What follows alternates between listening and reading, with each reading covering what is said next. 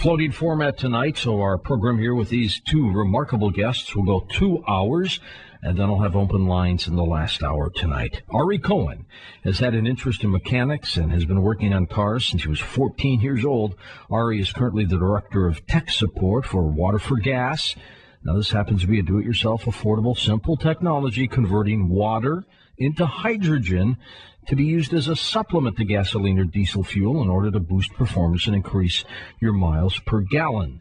This company has grown from a little apartment to a full-scale business, reaching tens of thousands and teaching them how to convert their cars to hydrogen on demand. Here's Ari Cohen, first of all. Hi, Ari. How are you? Hi, George. Very good to be on the show. Thank you for that wonderful introduction. Looking forward to this. Pretty much summed it all up, so thanks for having me on the show, and I'll talk to you later. Yeah, really. Fred Gutierrez travels around doing installs. He's installed over 100 systems on all makes and models of cars, including trucks. He's with us, too. Hey, Fred, how are you? Great. How you doing this evening? Good. I'm looking forward to this. Let's start a little bit with you, Ari. Tell me about this technology. Exactly what is it?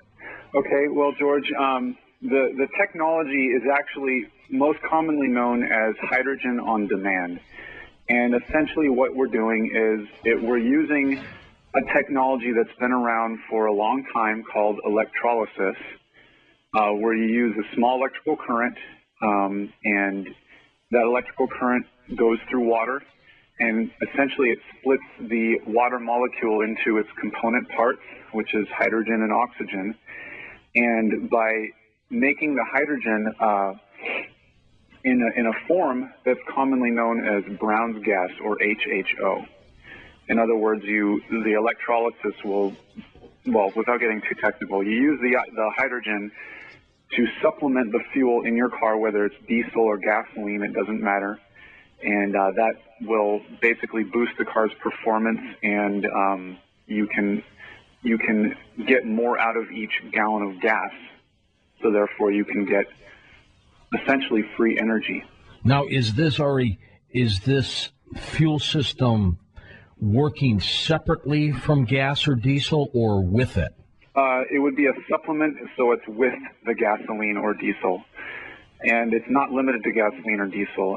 We've had many people that have used it on natural gas, on propane, biodiesel, you name it. So any internal combustion engine, hydrogen, if used properly, can boost the car's performance, and you just get better mileage out of the engine that whatever car you're driving is. It's designed to run on gasoline, but lo and behold, you can use this extra little technology to help you out. Do you have to have a large water tank, attached to your car or anything like that? No, absolutely not. Our system, and just to kind of back up a little step here, I don't want to personally take credit for the technology. Like I said before, the technology has been around for almost, maybe even more than 100 years. The first patent was found in 1918. And it was from an anonymous person. But the technology of electrolysis and using hydrogen is actually it's very simple, and it doesn't have to replace the gas. You don't have to store a lot of water in your car because you're producing a very little amount of hydrogen.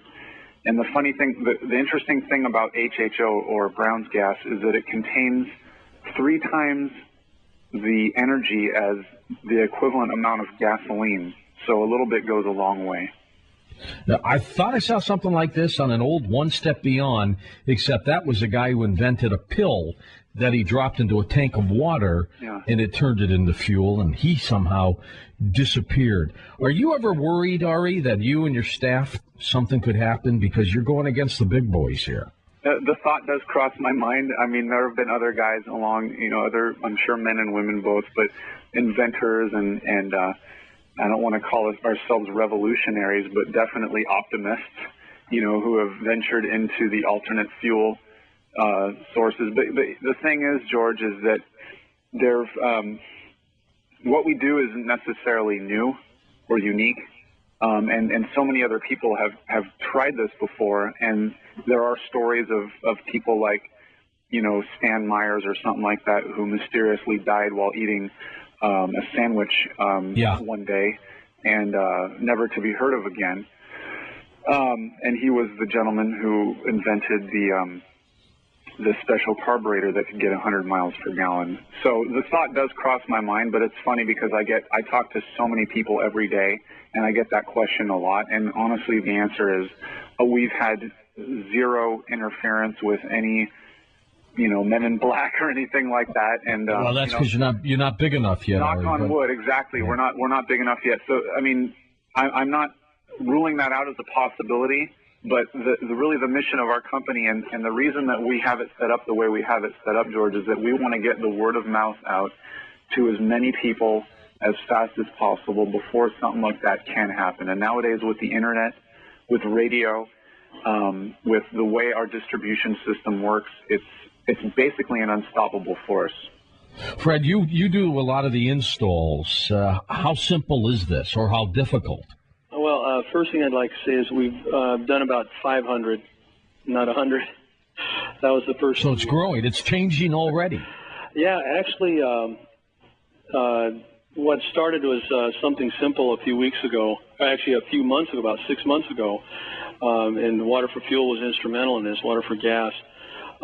We started developing off their platform a system that would be usable, and one of the things we were seeing was that there was nobody out there that was really competent or comfortable, would probably be a better word, of doing the installation. So we went out and started trying to tackle it. And how easy is it?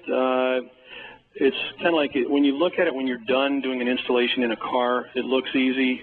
And then when you open up the next hood, the next vehicle, then you're back where you started. And it's just a matter of gaining confidence and understanding some of the basic systems like the electrical systems, the vacuum systems, the carburation systems, things like that. But they get easier, I'll tell you, as you do them. Fred, why is it a supplement system? Why can't we just go full hydrogen with some kind of a system like this? Well, as a matter of fact, with the way the cars are set up today, with the ECUs and the electronics and the carburation systems, you can't really go full hydrogen. They're not designed to do that. It's like trying to take put a jet engine on a bicycle and think that you can really travel faster. It's there's a lot of the dynamics of how the equipment's going to function when it's on there that doesn't make it feasible. So the same kind of applies with the carburation systems and the cars we have today. They're not designed. You actually have to redesign the entire carburation system and how the system works so you can run 100% on hydrogen. And it's been done, although the people who've done it have been stopped or disappeared or decided not to talk anymore. Their plans were no longer made available, or their offices and things were ransacked. Or they get bought out too, don't they? Or they get bought out and get quiet. And I think that it's not just being bought out and being quiet. I think there's a strong arm tactic involved with that, so that hey, we want you to shut up, but we're going to go ahead and give you a few bucks so you do it. Mm-hmm. Well, with this system, is there like a switch you flick, or what happens? Well, it's actually, as Ari said, it's an on-demand system, and the systems that we've been developing are a little different, so that they're going to truly be on-demand. The key-on system is kind of the more common mechanics term for what it is that when you put your key in the on position, you're hooked up in the electrical system so that your system knows to turn on. The current starts going through and starts generating and producing the split elements of the hydrogen and oxygen from the water gas. Okay, and now take us technically through this procedure. I think of a gasoline engine. You've got the carburetor or the fuel injector, and then, you've got your pistons going up and down, and the spark plugs are doing its thing. How does this add to it then? Well, in kind of a simplified fashion, what ends up happening is as the ionization process takes place through the electrolysis, the ionization actually allows positive and negative electrical particles to actually bond, create a stronger magnetic pull to the hydrogen and oxygen, positive and negative, the oxygen being the negative and the hydrogen the positive. It pulls them and separates them, and it keeps them in an ionized state, hopefully because it happens so fast through the vacuum lines, the gases are drawn into the intake, into the cars, into the ignition, or into the intakes of the vehicles.